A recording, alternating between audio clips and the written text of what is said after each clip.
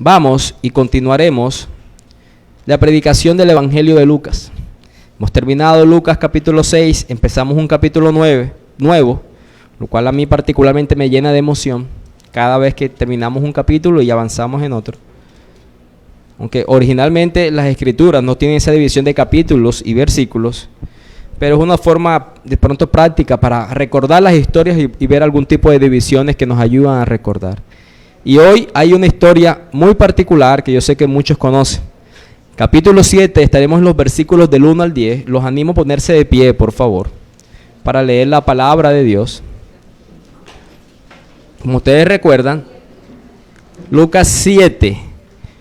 Yo voy a leer de los versículos del 1 al 9 y todos unánimes leeremos el versículo 10. Yo voy a leer del 1 al 9 y todos unánimes leeremos el versículo 10. Dice así la palabra de Dios. Después que hubo terminado todas sus palabras al pueblo que le oía, entró en Capernaum. Y el siervo de un centurión, a quien éste quería mucho, estaba enfermo y a punto de morir. Cuando el centurión oyó hablar de Jesús, le envió unos ancianos de los judíos, rogándole que viniese y sanase a su siervo. Y ellos vinieron a Jesús y le rogaron con solicitud, diciéndole: es digno de que le concedas esto, porque ama a nuestra nación y nos edificó una sinagoga. Y Jesús fue con ellos. Pero cuando ya no estaban lejos de la casa, el centurión envió a él unos amigos diciéndole: Señor, no te molestes, pues no soy digno de que entres bajo mi techo, por lo que ni aún me tuve por digno de venir a ti, pero di la palabra y mi siervo será sano.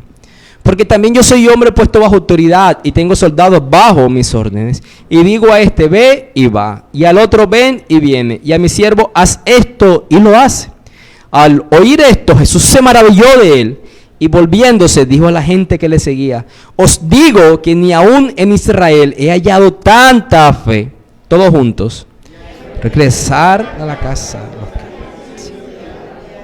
Hallaron sano al siervo que había estado enfermo. Amén. Padre Dios, vamos a orar, querida iglesia. Padre Dios,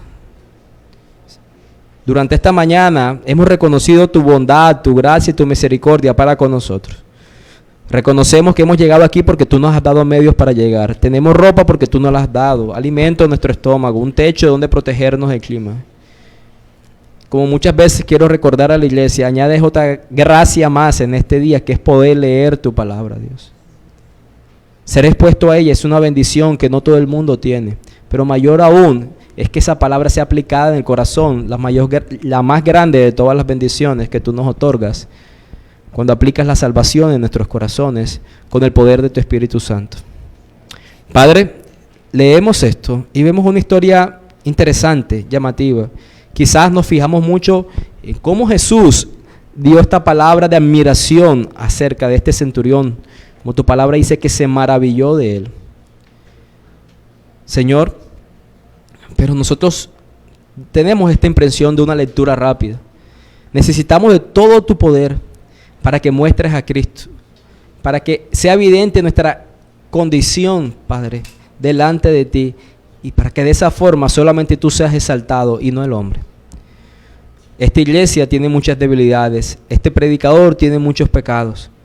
Todo esto es suficiente, Señor, para que tú no nos visites. Pero leíamos hace un momento: tú eres el Dios que viene a nosotros. Tú has dado tu Espíritu Santo, lo que nos da la unidad de fe. Nos haces un solo cuerpo, Señor. Bajo ese Espíritu, Padre, queremos que podamos entender tu palabra. Queremos que nos muestre a Cristo y que la luz de Cristo nos hace ser personas distintas al salir de esta casa. Transfórmanos a la luz, Señor, de las verdades aquí expuestas. Pedimos esto no porque tengamos méritos propios, Señor, sino porque sabemos que Jesús ganó los méritos para nosotros. A ti sea toda la gloria, Señor. Amén y amén. Pueden sentarse, querida iglesia. Y sí, el título de este sermón se llama Jesús se maravilló de él. Jesús se maravilló de él. No es la primera vez que en los evangelios podemos leer que Jesús se asombra pero sí es la única vez que lo hace por la condición espiritual de una persona. Por ejemplo, ustedes recuerdan la historia de Marcos capítulo 6, versículo 6, donde recordamos esa frase de que no hay profeta que no sea reconocido sino únicamente en su propia tierra. Cuando la gente se preguntaba en Marcos capítulo 6, ¿no es este el carpintero, hijo de María, hermano de Jacobo, de José, de Judas y de Simón? ¿No está también aquí con nosotros sus hermanos? Mas Jesús le decía, no hay profeta sin honra, sino en su propia tierra, y entre sus parientes y en su casa. Y el versículo 6 de Marcos dice, y estaba asombrado de la incredulidad de ellos. Como vemos, esta característica del asombro es algo que notamos en otros contextos. Pero este es el único contexto donde el Señor Jesús lo hace por la condición espiritual de una persona. Él aquí se asombra de la fe de un centurión romano. Y abordaremos esta historia desde la perspectiva de lo que el pueblo judío pensaba sobre el centurión, lo que el centurión pensaba de sí mismo y lo que Jesús pensaba de este capitán romano. ¿Qué percepción tenían los judíos de este centurión? ¿Qué percepción tenía el centurión de sí mismo? ¿Y qué percepción tenía Jesús de este centurión? Vamos a nuestro primer punto. ¿Qué es lo que el pueblo pensaba sobre él? Y eso lo vemos en los versículos del 1 al versículo 5.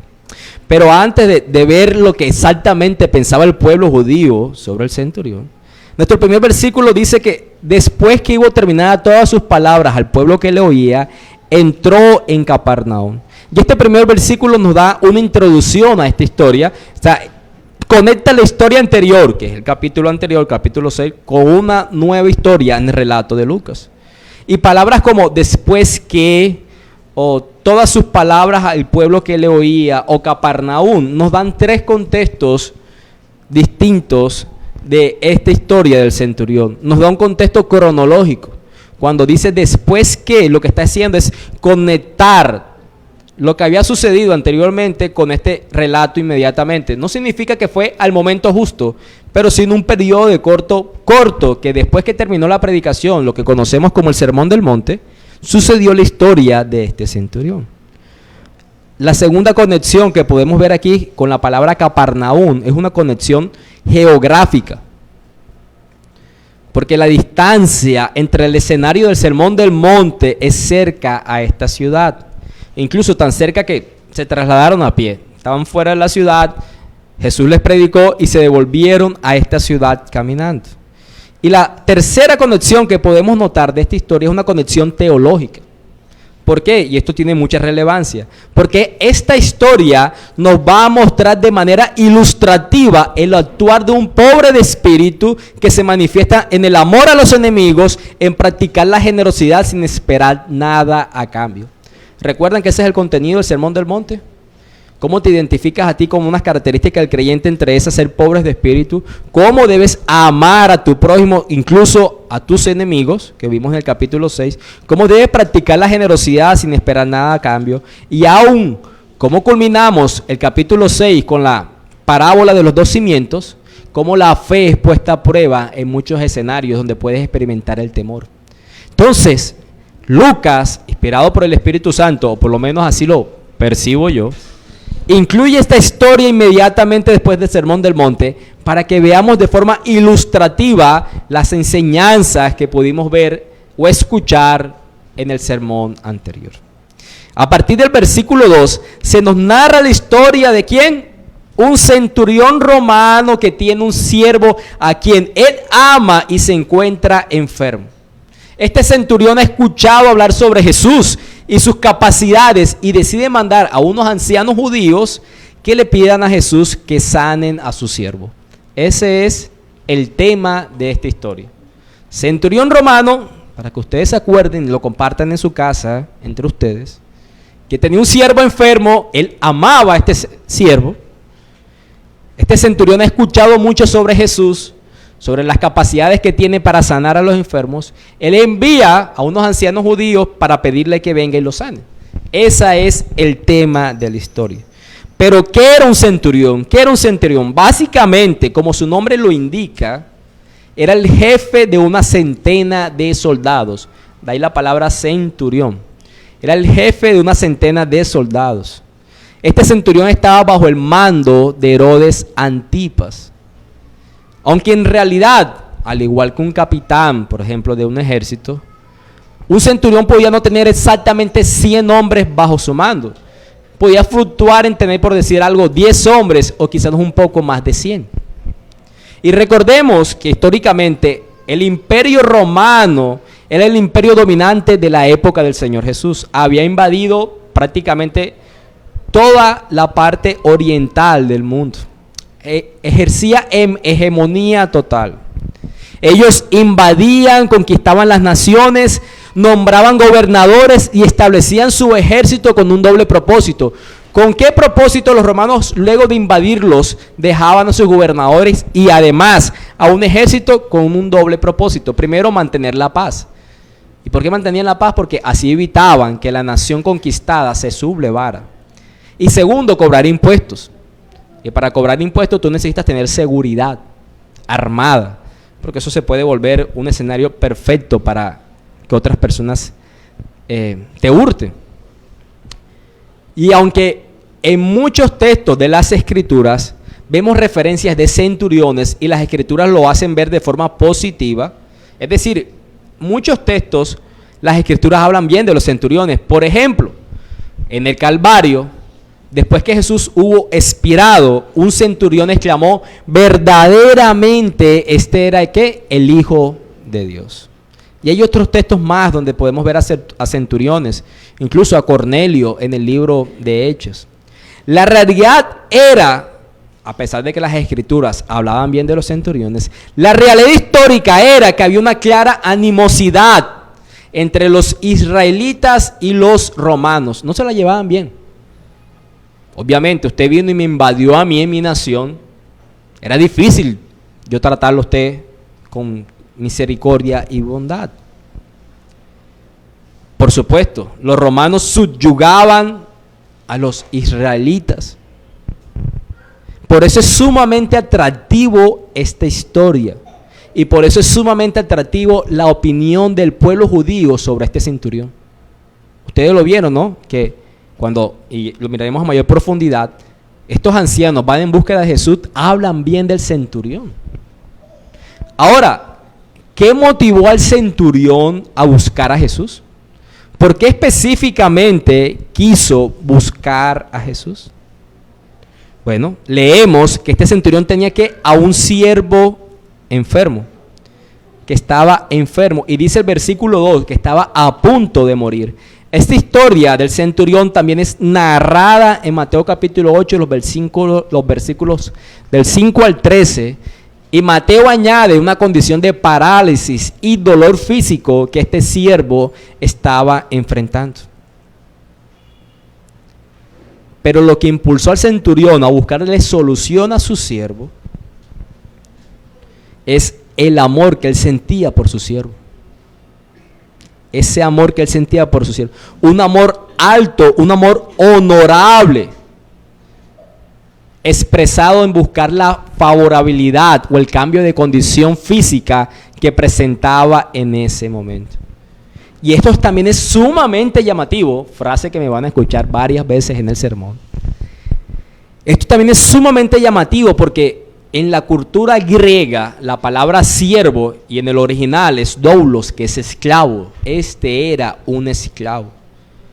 Y un esclavo para ellos era algo solamente de un valor material, era tratado como una herramienta, como una cosa, no como la dignidad de un ser humano. El esclavo era un objeto y no un ser para los griegos. Un ejemplo, la opinión de Aristóteles. ¿Recuerdan a Aristóteles, no? Griego. Dijo: no puede haber amistad ni justicia hacia las cosas inanimadas. De hecho, ni siquiera hacia un caballo o un buey o un esclavo. Amo y esclavo no tienen nada en común. Esa es la opinión de los griegos frente a los esclavos. Comparándolo con ¿quién? Con una cosa, con un buey, con un caballo, con una cosa inanimada. eso era para ellos un esclavo. Eran simplemente vistos como una herramienta. Y era tanto el afecto de este centurión por su siervo, que en el versículo 7, al referirse de él, que dice, y mi siervo será sano, la palabra original ahí no es doulos, o sea, no es esclavo, sino es otra palabra que al ser traducida se traduce como muchacho, indicando que era alguien joven, pero también alguien de afecto para el centurión.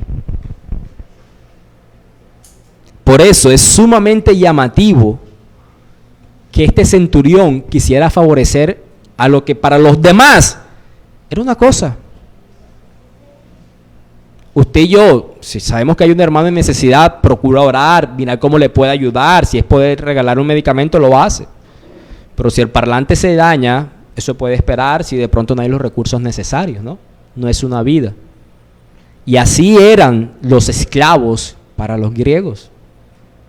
Pero para este centurión era alguien donde sentía compasión y estaba sumamente preocupado por su condición. Ahora, ¿cómo buscó el centurión a Jesús? Versículo 3 dice que por medio de otros.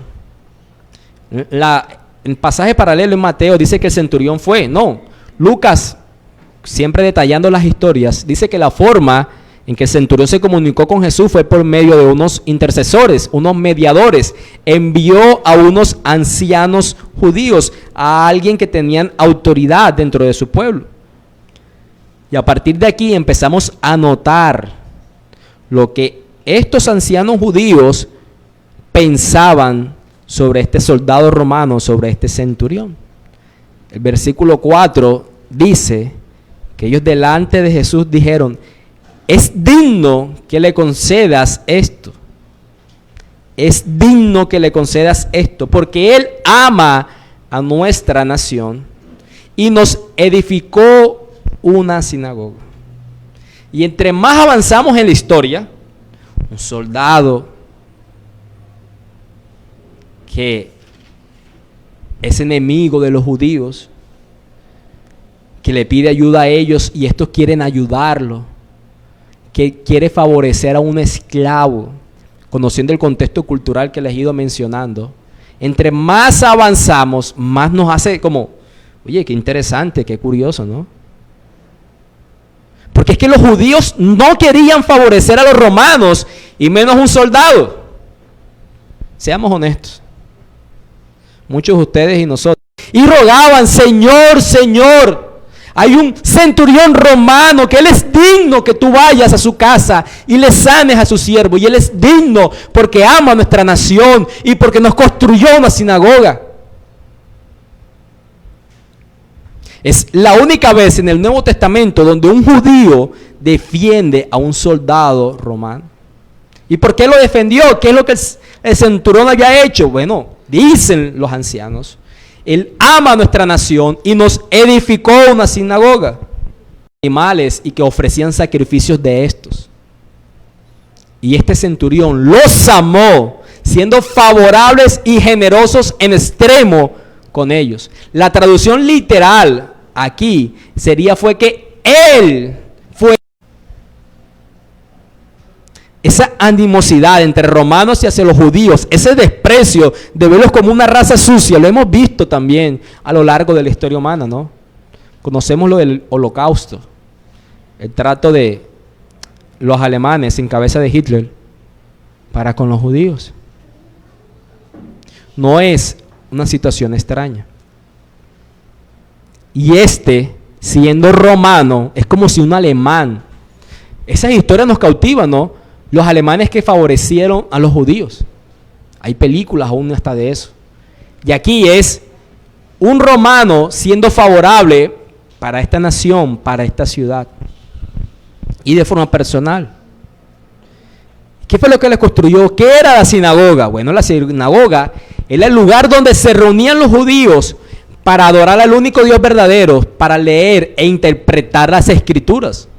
¿Recuerdan esa historia en el capítulo 4?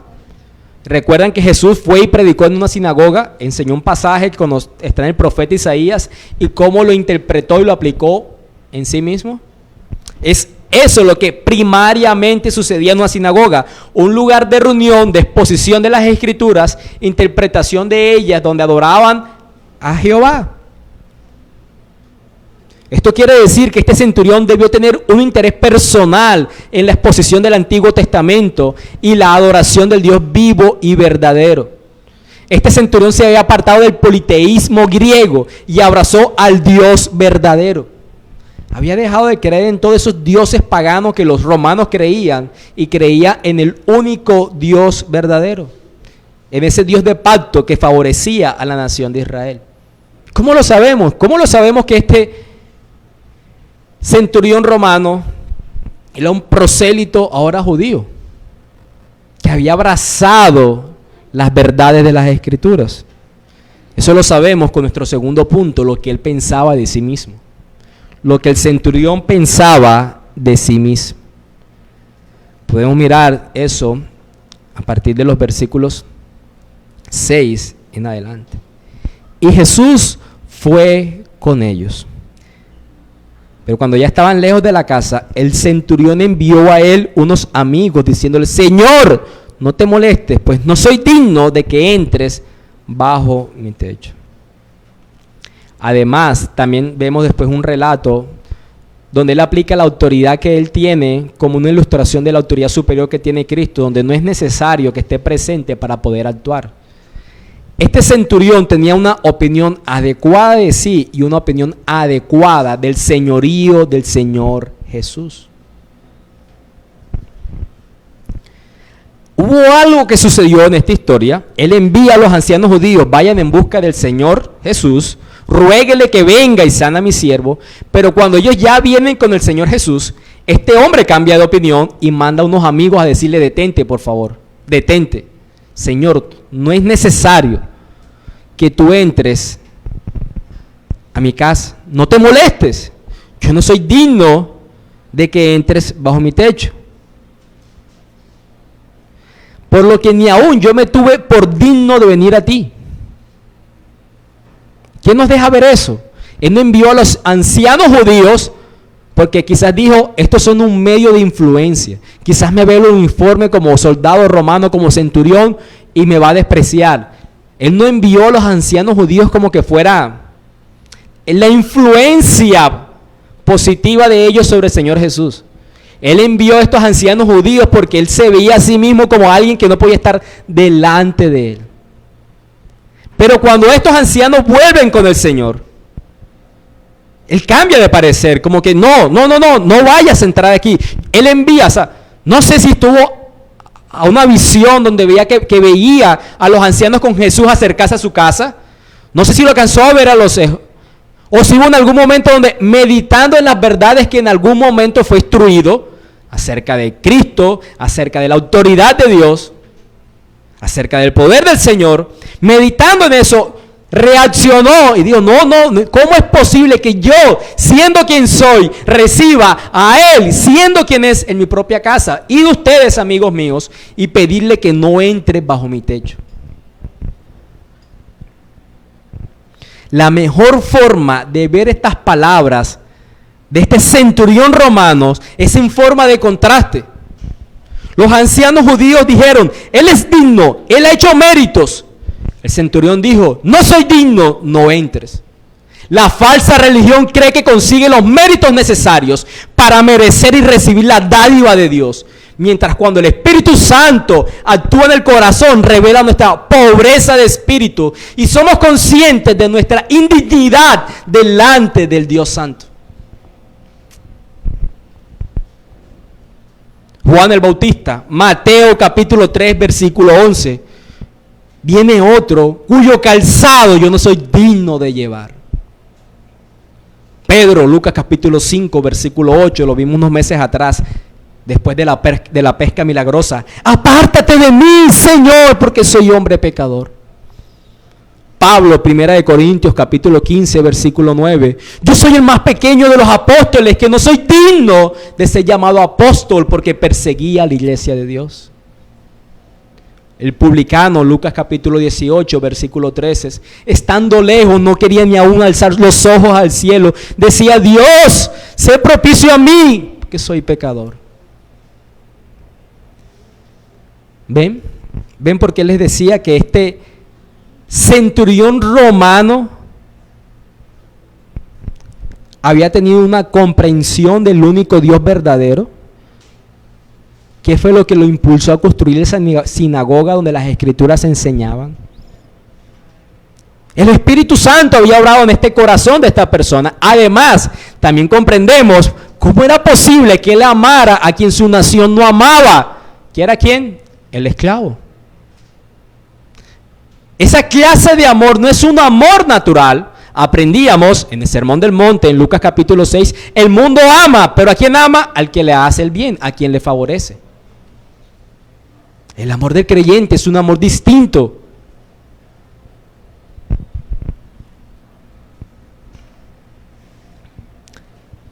Pero no solo tenía esta percepción de sí o esta opinión de sí mismo, sino que tenía una percepción adecuada acerca del señorío de Cristo. Y aquí vemos un relato interesante. Y él dice, no vengas acá, por lo que ni aún me tuve por digno de venir a ti, pero di la palabra y mi siervo será sano. Di la palabra y mi siervo será sano. Y él ilustra eso haciendo una comparación entre la autoridad que él tiene y lo que sucede bajo su autoridad y cómo la autoridad del Señor es superior para eso. Porque también yo soy hombre puesto bajo autoridad y tengo soldados bajo mis órdenes. Hay superiores a mí y hay personas que están por debajo de mí en un rango de autoridad. Yo le digo a este, ve, y este va. Al otro, ven, y viene. Y a mi siervo, haz esto, y lo hace. El centurión aplica lo que él comprende que es la autoridad en un plano terrenal, siendo él un hombre de autoridad y comprendiendo que Jesús es el Señor de señores y que no tendría problemas para actuar desde la distancia. La presencia física de Jesús para sanar a su siervo no era imprescindible para que éste actuara. El centurión sabía que Jesús era Dios, cuyo único ser que es capaz de crear por el poder de su palabra. Recuerdan Génesis, ¿no? Sea la luz, y la luz fue hecha. Él sabía que ese hombre era Dios, que en la persona de Cristo habitaban las dos naturalezas, la divina y la humana. Me encanta como lo describe William Hendrickson en un comentario acerca de este versículo. El comentarista dice lo siguiente: él, refiriéndose al centurión, él, refiriéndose a Jesús, en su singular grandeza, ejerciendo autoridad independiente y sosteniendo el universo con su control todopoderoso, puede ordenar y cualquiera sea su deseo será cumplido. Y escuchen lo siguiente: cuando él dice vete a la enfermedad, se va. Cuando dice ven, la sanidad llegará. Cuando él diga al cuerpo de mi muchacho, haz esto, este obedecerá inmediatamente. Lázaro, sal fuera. Y Lázaro se quedó haciendo lo que quiso adentro. Lázaro respondió ante el llamado de aquel de autoridad que había hecho Cristo para con él. Entonces este centurión, viendo la autoridad que él tiene humanamente hablando, que las personas responden a ese rango de autoridad. Eso es como que cuando usted tiene hijos y usted muchas veces dice estoy cansado, no puedo más, pero su hijo a la edad que tenga lo necesita, usted responde afirmativamente para eso. Y usted dice, si yo soy débil, si soy un pecador, si ese niño me frustra muchas veces y lo amo imperfectamente, ¿cómo es esa clase de amor paternal que la Biblia describe de ese Dios santo con este hijo pecador? Es intentar mirar una comparación como una sombra para apreciar una mayor teología que se halla en la profundidad. Es eso lo que hizo el centurión. Muchas veces cuando preparaba el sermón decía que no diga cinturón, que no diga cinturón. Y no sé cuántas veces lo he dicho. El centurión Eso sucedía en la mente del centurión. Él veía lo que sucedía bajo sus órdenes y que las cosas sucedían. Ahora, al ver a este Dios encarnado, hecho hombre en la persona de Jesús, él comprende que lo que él diga será hecho por el poder de la palabra de ese hombre.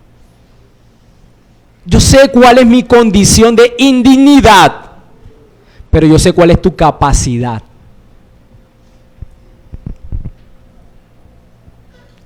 Y eso es supremamente práctico para el creyente. Porque saben, el peso de culpa no lo alivió huyendo de ese Dios, sino yendo en búsqueda de Él, aunque se sintiera indigno. Salmo 51, contra ti yo he pecado, he hecho lo malo delante de tus ojos. Pero ¿qué dice David? Pero tú, por favor, límpiame, purifícame, a mí más blanco que la nieve. ¿Qué significa eso? Que tú reconoces en tu conciencia tu indignidad delante de Dios, pero eso no es suficiente para apartarte de ese Dios santo. El mismo Señor Jesús dijo, el que a mí viene, yo no lo echo fuera, pero el que va a Él tiene que ir con una condición de ser consciente espiritualmente.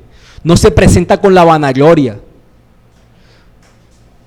Parece como continuación de la escuela dominical, ¿cierto? Gloria a Dios. Gloria a Dios. Muchas veces la culpa constriñe tu conciencia, querida iglesia. Pero el lugar adecuado es el trono de gracia, no lejos de ese trono. Ser despertado en tu conciencia y reconocer tu incapacidad es la bendición que Dios te da. Es como si Dios prendiera el carro de la fe y te lo dejara. En el cambio, solamente tuvieras que acelerar, que es ir a Él. Despierta tu conciencia para que reconozcas tu incapacidad y vayas en busca de Él, porque solamente Él puede satisfacer lo que tu alma necesita. Y eso nos da paso para la tercera opinión sobre este centurión. Y es la opinión del Señor Jesús. Versículos 9 y versículos 10. Y dice que al oír esto, Jesús se maravilló de él. ¡Wow!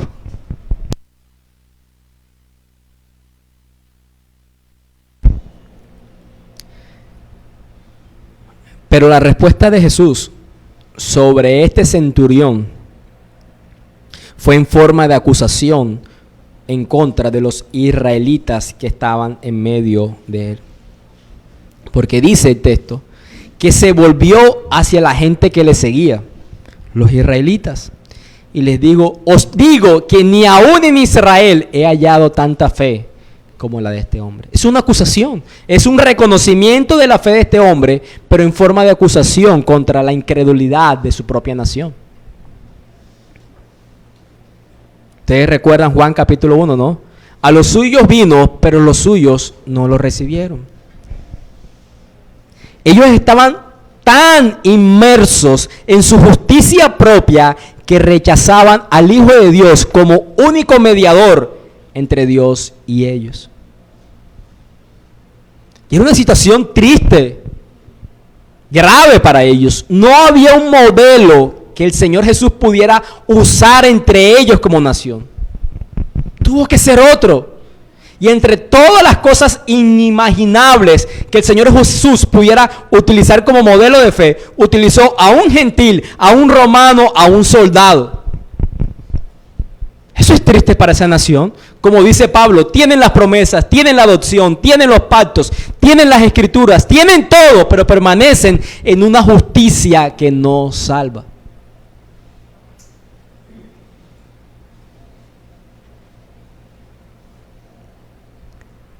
Y estas personas se acercaron a Jesús creyendo que Jesús tenía el poder para salvar, pero no la fe suficiente para ser salvos. Eso es lo que vemos también en Nicodemo, por ejemplo. ¿Cómo empieza Nicodemo la conversación con el Señor Jesús en Juan capítulo 3? Rabí, maestro, sabemos que vienes de Dios, porque las cosas que tú haces no las hicieras si no vinieras de Él. Cuando el centurión le dice a estos ancianos judíos, vayan y dígale y le ruegan que venga y sane a mi siervo, para estos ancianos podía decir, este es un profeta de Dios, ha sido evidente que tiene poder para sanar. La historia de Jesús ya se había proliferado por todas las regiones. Porque las personas se pueden acercar a Jesús creyendo muchas cosas de Él, pero con la justicia inadecuada, es decir, la justicia de la moralidad, de las buenas obras, creyendo que por eso pueden ser aceptados por Dios, pero están equivocados. La única justicia que salva es aquella donde se ve indigno de ese Señor, pero es el único Señor que lo puede salvar de su condición de pecado.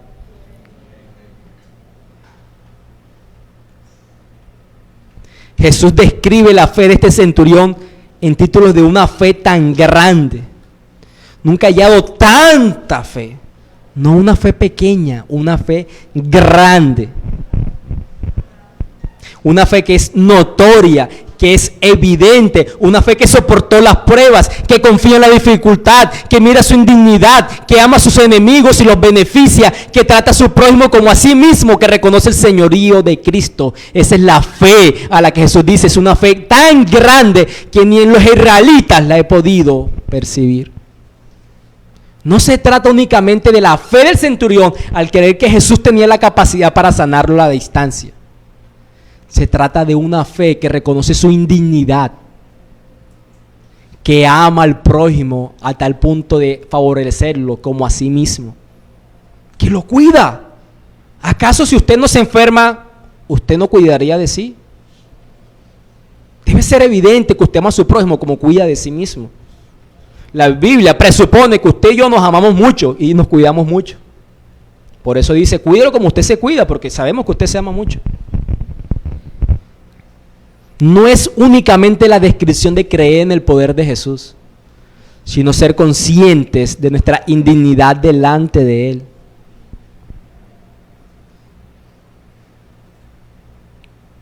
Ellos regresan a casa, los que habían sido enviados, y hallaron sano al siervo que había estado enfermo. Eso es supremamente maravilloso. Y pudiéramos pensar, wow, qué historia tan maravillosa sobre este centurión. Y es verdad. Sin embargo, hay asuntos aquí, tan detalles mínimos que podemos pasar por alto. Cuando leímos el versículo 6, dice, y Jesús fue con ellos. Como cuando leíamos en el Salmo ahorita, creo que era el 131 al inicio, cuando Dios venga a mí. ¿Quiénes somos nosotros para que Él venga a mí? Recuerden, un soldado romano. El asombro del Señor Jesús nos muestra su humanidad. Asombrarse es una reacción humana. Su poder para sanar muestra su divinidad. Él sabía cuál iba a ser la mano que lo iba a crucificar y que lo iba a atravesar con una lanza. ¿Quién? Un pueblo romano. Él sabía que el argumento de los ancianos judíos es el argumento erróneo para que Él lo favorezca, que son los méritos. Él es digno, mira lo que Él ha hecho. Esos no son los méritos para acercarse a Él. Sabía que era la persona inadecuada, sabía que era el pueblo que lo iba a matar, sabía que los argumentos de los ancianos eran los inadecuados, y Jesús fue con ellos y favoreció al centurión, aun cuando sabe que esa fe no es producida por él mismo, alaba la fe del centurión, porque la fe es un don de Dios. Qué glorioso es nuestro Salvador. No rechazó a los ancianos judíos por el argumento errado, no rechazó al centurión por ser gentil, atendió el ruego de este pecador. Ese es nuestro sublime Salvador. En ese Salvador es que nosotros nos gloriamos. No nos trata como debería. Esta historia tan hermosa que confronta la fe. Usted no quisiera tener ese tipo de fe, que Jesús se maraville de usted, porque yo me hice esa pregunta. ¿Se maravilla Jesús de mi fe con las características que se describen de la fe aquí? ¿O quieres una fe menos que maravilla a Jesús? Con todo lo desafiante que es esta historia, tiene detalles hermosos sublimes y superiores sobre nuestro glorioso Salvador y Redentor. Solo a Él es la gloria. Solo a Él es la gloria. Amén. Vamos a orar. No se preocupen, ya salió un hermano a atender. Bendito Dios, Padre Señor. Bendito bondadoso por tu misericordia y por tu verdad.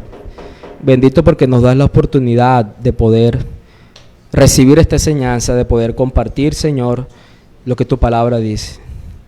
Maravilloso como podemos ver tu actuar, Señor, a pesar de la indignidad de este centurión.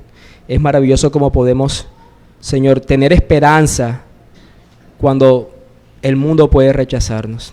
También, Señor, hay un desafío para nuestras conciencias. ¿Cuál es la clase de fe que nosotros practicamos y vivimos? Todos aquellos que se presentan delante de ti en esta mañana con la justicia personal, con méritos propios, Señor, tú les traigas convencimiento a su conciencia que ese es el camino para ser desechado por ti. Puedes manifestar gracia común y favorecerles de alguna forma temporal, pero la fe que salva es aquella fe que reconoce su indignidad y que los únicos méritos por los cuales puede ser salvado son los méritos del Señor Jesús. Padre, permítenos meditar en estas verdades en este resto de día. Bendito eres. Amén y amén.